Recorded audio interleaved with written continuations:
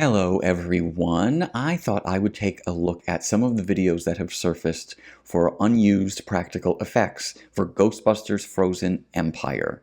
Now back in 1984, practical effects of course were used because there was no CGI available at the time.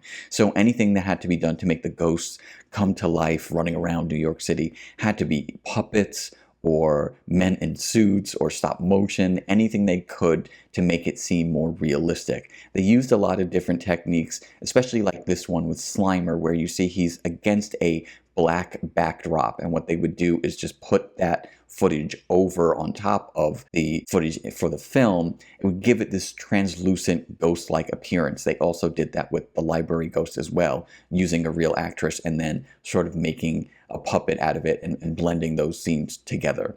So they did use some of that in Frozen Empire, but there were a few things that were posted by William Bryan. William Bryan is the man who played Mr. Stay Puft in the original 1984 Ghostbusters. You see him running around with a trash bag stuck to his feet. This was a possibility to be used for the Possessor ghost when the Possessor gets into the trash bag in the scene from the New York Library. Now here you can see director Gil Kennan and writer Jason Reitman observing and giving their ideas and input on how it should look. Now this one was really interesting. This was a different version, looks sort of like the Sorting Hat from Harry Potter to me a little bit. But you can see they gave it a mouth, they gave it eyes, it looks much more menacing. I really like this look so much better. It's kind of a shame that we didn't get this version and that they did do an all CGI ghost running around the library. You can see the extras that were in the movie weren't seeming to quite look directly at where they should have been. That's very hard when you have nothing there to look at. You have to just imagine where the creature is in time and space. Now, another ghost that was possibly going to be a practical effect was the sewer dragon ghost, which is in the opening of the movie.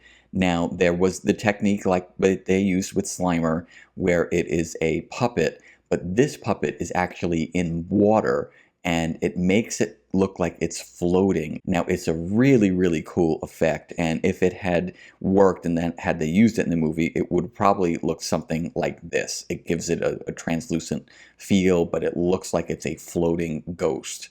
Now, I don't know if they could have used that for the whole New York scene. That would have been pretty complex to have pulled all of that off, so I think that's probably why they went with CG, but it's really, really cool to see what would have been, and to know that the original Mr. Stay Puft himself was working on these things for Frozen Empire.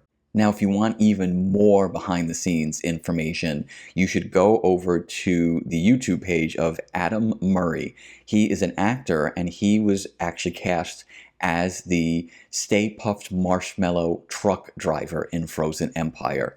In his video, he goes over everything, the whole process, auditioning, getting hired, all the secretiveness around it, and that reshoots took place very, very late in the game, which is why I think there was a massive edit made to this movie. But he talks about who the director was for the scene and what it was like to just be on set and to be told that he was going to be the big end credit scene. So it's definitely worth a watch. Go over to his channel and find out all the behind the scenes information. I thought it was actually really, really interesting.